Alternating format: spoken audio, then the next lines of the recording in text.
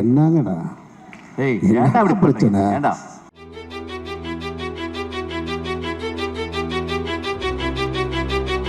தமிழ் சினிமாவின் போக்கை மாற்றிய இயக்குனர் கிடையாது. தமிழ் சினிமாவில் தனக்குன்னு ஒரு பாதையை அமைச்சுக்கிட்டது தான் மிஸ்கின். தனக்குன்னு ஒரு ஸ்டைல், அது படம் எடுக்கிறதுலையா இருக்கட்டும், தன்னை பொது வெளியில் ப்ரொஜெக்ட் பண்ணிக்கிறதுலையா இருக்கட்டும், எந்த விமர்சனத்தையும் கடந்து நான் இப்படி தான் அப்படின்னு சொல்கிறதுல முதன்மையான இடம் மிஸ்கினுக்கு உண்டு. கண்ணாடி போட்டுக்கிட்டு இவர் ஏன் ராத்திரிலையும் கண்ணாடி போட்டிருக்காரு அப்படின்னா அப்படி தாண்டா போடுவேன், அது என்னோடய ஸ்டைல். இவர் படத்தில் ஹீரோக்கள் ஏன் குனிஞ்சே நிற்கிறாங்க, அப்படி தாண்டா நிற்பாங்க, என்னோடய ஹீரோ தான் என்னோடய ஸ்டைல். இப்படி எல்லா வகையிலையும் தனக்குன்னு ஒரு தனி அடையாளத்தை போச்சுக்கிட்டவர் தான் மிஸ்கின். அவருடைய ஒவ்வொரு படங்கள்லையுமே அடுத்தடுத்த கட்டத்துக்கு அது ஒரு தமிழ் சினிமாவுக்கான நம்ம பாக்யராஜ் சார் படம், பாரதி ராஜா சார் படம், பாலச்சந்தர் சார் படம் அப்படிலாம் பார்த்து வளர்ந்துருப்போம். இவர் ஒரு ஸ்டைலை கிரியேட் பண்ணுவார்.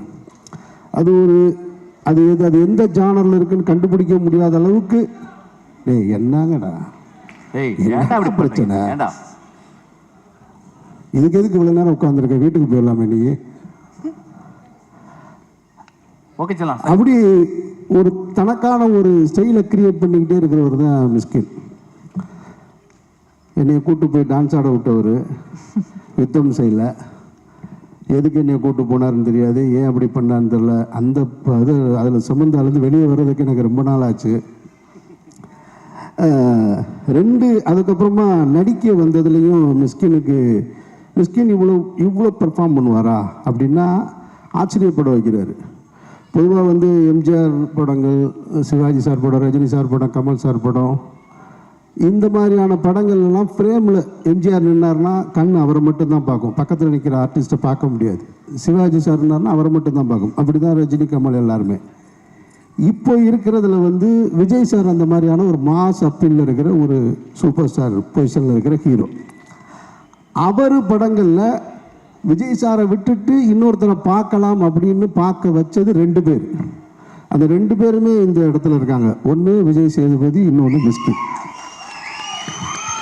அந்த மாஸ்டர் படத்தில் விஜய் சாரை விட்டுட்டு விஜய் சேதுபதியை பார்க்குற அளவுக்கு ஒவ்வொரு இடத்துலையுமே ரொம்ப பிரமாதமாக பண்ணியிருந்தார். அதே தான் லியோலையும் மிஸ்கின். அவர் ஒரு பக்கம் பெர்ஃபார்ம் பண்ணிகிட்ருக்காரு, அவரை தாண்டி நம்ம கண் எங்கே போகுதுன்னா மிஸ்கினை நோக்கி போகுது. நான் ஆச்சரியப்பட்டு போனேன். நான் என்னடா இவ்வளவு கிளாரிட்டியோட ஒரு மனுஷன் எப்படி இருக்க முடியும்னு. அதுக்கப்புறம் மியூசிக்கு அது இதுன்ட்டு அவரை எப்படி என்ன சொல்கிறதுன்னு தெரில. டிஆருக்கு அப்புறம் டிஆர் சாருக்கு அப்புறம் மிஸ்கின் தான் நினைக்கிறேன் நான். சீரியஸாக சொல்கிறேன்.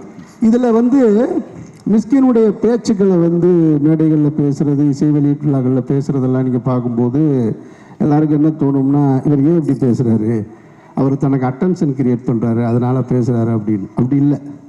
நம்ம காலேஜ் லைஃப்பில், ஸ்கூல் லைஃப்பில் நமக்கு நிறைய ஃப்ரெண்ட்ஸ் இருப்பாங்க இல்லையா, அதில் நம்ம கூட ஒரு ஃப்ரெண்டு இருப்பான். அவனை நம்ம என்ன சொல்லுவோம், அவன் ஏதாவது ஒன்று பண்ணிக்கிட்டே இருப்பான், ஏதாவது ஒரு புதுசாக ஏதாவது ஒன்று பண்ணுவான், ஏதாவது பேசுவான், சண்டை இழுப்பான், அன்பாக இருப்பான், நம்ம வீட்டுக்கு தேடி உதவி செய்வான், எல்லாமே இருப்பான். அவனுக்கு பேர் செல்லக்கிருக்கேன்னு சொல்லுவோம் நம்ம. அது மாதிரி தான் மிஸ்கின். அவர் எந்த விமர்சனத்தை பற்றியும் கவலைப்படுறதில்லை, எது பற்றியும் கண்டுக்கிறதே கிடையாது. திரும்ப பேசும்போதும் சரி, அது போலியாக இருக்காது, உண்மையிலேயே லவ்வபுளாக தான் இருக்கும். என்ன அப்படி நீங்கள் கேட்குறீங்க, வாங்க போகலாம் அப்படின்ட்டு. நான் இந்த சினிமா துறைக்கு பல வருஷங்கள் ஆயிடுச்சு. இந்த நைட் பார்ட்டியில் போய் இருக்கிற பழக்கமே இல்லை. சமீபத்தில் ஒரு நாள் போனேன் ஒரு பார்ட்டிக்கு, அது டைரக்டர் ராமுடைய பிறந்தநாள் ஃபங்க்ஷனுக்கு. ஒரு நைட்டு ஃபுல்லாக உட்காந்து நான் மிஸ்கினை ரசிச்சுக்கிட்டே இருந்தேன். நான் ஒரு பொம்பளை பிள்ளைய கூட நான் ரசித்ததில்லை அவ்வளவு. யாருமே ரசிக்க மாட்டேன்றாங்க சார்.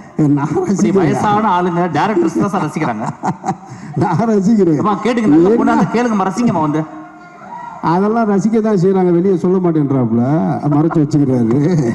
அதெல்லாம் பயங்கரமாக நான் அவருக்கு அந்த கதையெல்லாம் பேசணும்னா இன்னொரு இடம் இருக்குது, நான் சொல்கிறேன். நான் ரொம்ப நன்றி சார்.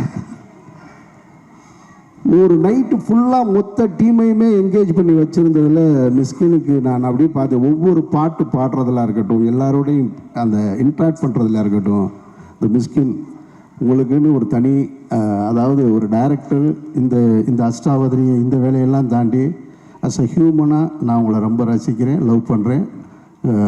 வாழ்த்துக்கள் மிஸ்கின். அப்புறம் இந்த படத்தினுடைய ஹீரோ விஜய் சேதுபதி சார், அவரை நான் முதல்ல பார்த்தது சுந்தரபாண்டியன் திரைப்படம் கமலா தேட்டரில் பார்த்துட்டு நான் படியில் இறங்கி வரேன். அந்த டைரக்டர் எஸ்ஆர் பிரபாகரும் விஜய் சேதுபதி நிற்கிறாங்க. சார் படம் எப்படி சார் இருக்கு? படம் நல்லா இருக்கு. உண்மையிலே நல்லா இருக்கா சார்? உண்மையிலே நல்லா இருக்குங்க, நீங்கள் பிரமாதமாக பண்ணியிருக்கீங்கன்னு. அந்த படிக்கட்டில் நான் பார்த்த விஜய் சேதுபதி தான் அன்னைக்கு என்ன மீட்டரில் பேசினாரோ, என்ன அளவுகோல் இருந்தாரோ, இப்போ வரைக்கும் அதே மீட்ரு தான், அதே தான். இவ்வளோ பெரிய உயரம், இவ்வளவு உயர்ந்திருக்காரு. ரொம்ப ரெஸ்பெக்டாக, ரொம்ப மரியாதையாக பேசுகிறதுல விஜய் சேதுபதிக்கு இணை இன்னொரு விஜய் சேதுபதி தான். அவருடைய திரைப்படங்களாக இருக்கட்டும், அவர் சூஸ் பண்ணுறதா இருக்கட்டும், எல்லாமே பர்ஃபார்மன்ஸாக இருக்கட்டும். விஜய் சேதுபதி படம்னா நம்பி போய் உட்காரலாம் அப்படின்ற ஒரு அடையாளத்தை கொடுத்தது சேது. அப்புறம் தானு சார் சொல்லணும்னா யார் படத்தோட போஸ்டர் இங்கே சொன்னாங்க, 12 சீட்டு ஒட்டுறதுக்கு இடமே இல்லாத அளவுக்கு போஸ்டர். அவர் யார் படத்தோட போஸ்டரில் தொடங்கி இந்த இதே மவுண்ட் ரோட்டில் தேவி தேட்டரில் கூலிக்காரன் ஒரு படம் இருந்தது. அந்த கூலிக்காரன் படத்துக்கு மறைந்த கேப்டனுடைய ஒரு வண்டி இழுத்துட்டு வர்றது மாதிரி ஒரு சிலை வச்சுருந்தார். அதை பார்க்குறதுக்காக வந்து போனவன்ல நான் ஒரு ஆள், அதை வேடிக்கை பார்க்க வந்தேன். இப்படி ஒருத்தர் விளம்பரம் பண்ணியிருக்காராமே அப்படின்னு சொல்லிட்டு.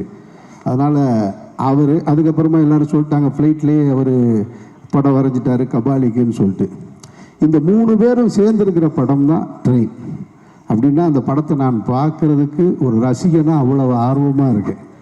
அதனால் தானு சார் படம் சாதாரண ஒரு படமாக எடுக்கவே மாட்டார். தானு சார் சும்மா ஒரு விஷயத்தை மிகைப்படுத்தி சொல்லவும் மாட்டார்.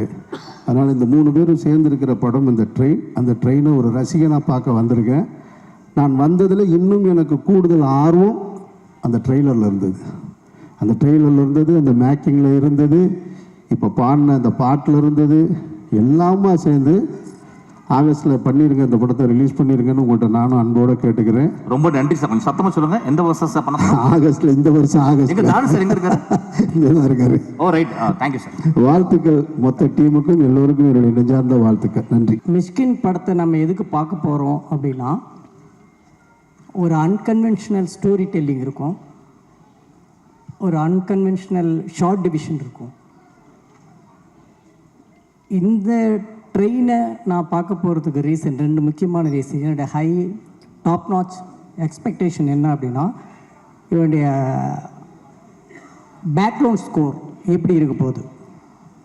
இப்போ நான் சில விஷயங்கள் கேட்டேன், ஆஃபீஸ்லேயும் கேட்டிருக்கேன். ஆனால் படத்தோட எந்த அளவுக்கு மேட்ச் ஆகுது, அந்த சீனை எந்த அளவுக்கு என்ஹான்ஸ் ஆகுதுங்கிறது என்னுடைய expectation number 1. Second, the Mishkin, the way he is extracting the performance from the artist, no, that's totally different. ஆனால் விஜய் சேதுபதி சார் மாதிரி ஒரு லெஜெண்டரி ஆக்டர்கிட்ட எப்படி ஒர்க் வாங்கியிருப்பார், இந்த அமால்கமேஷன் எப்படி இருக்க போகுது, இதுதான் எனக்கு இந்த விஜய் சேதுபதி அண்ட் மிஷ்கின் காம்பினேஷன் இருக்குல்ல, இதுதான் என்னுடைய பயங்கர எக்ஸ்பெக்டேஷனாக இருக்குது. எப்படி இருக்கு போகுது இந்த படம். இந்த படம் வந்து ஒரு சில டைரக்டர் படம் தான், அது எப்படி அவங்க வந்து என்ன விமர்சனம் சொன்னாலுமே சரி போய் பார்த்துருவோம். we have something to learn from that. அது மாதிரி தான் உன்னுடைய படம். பட் இதில் இந்த படத்தை ஃபர்ஸ்ட் டேவே பார்க்கணும்னு நினைக்கிறதுக்கான விஜய் சேதுபதி இந்த காம்பினேஷன். தானு சார் இதே சத்யம் தியேட்டரில் ஏதோ ஒரு படத்தை ஆடியோ ரிலீஸ்க்கு வந்திருந்தப்ப நீங்கள் சொன்னீங்க, நான் மிஷ்கின் தம்பியோட ஒரு படம் பண்ண போகிறேன்னு சொன்னீங்க சார். இவ்வளோ நாளுக்கு அப்புறம் இந்த படத்தை கரெக்ட் ட்ராக்கில் ஏற்றிட்டீங்க. நீங்கள் நினைக்கிற மாதிரி, நாங்கள்லாம் நினைக்கிற மாதிரி இந்த படம் கண்டிப்பாக பெரிய ரீச் ஆக போகுது. எந்த டெஸ்டினேஷன் போய் சேரணும்னு நீங்கள் நினைக்கிறீங்களோ கண்டிப்பாக அந்த இடத்த ரீச் ஆகும் சார். ஏன்னா இது ட்ரெயின் கண்டிப்பாக ரீச் ஆகிடும் சார்.